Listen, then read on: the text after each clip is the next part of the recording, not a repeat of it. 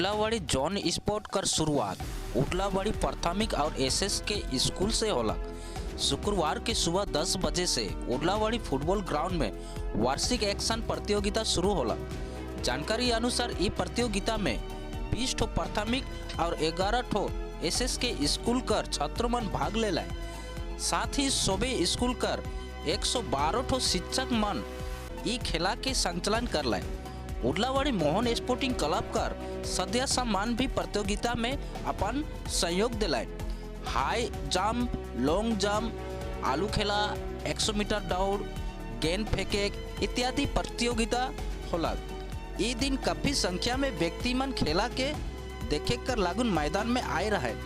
ई दिन विजेता खिलाड़ी मन के ट्रॉफी और प्रमाण पत्र प्रदान कर लाए।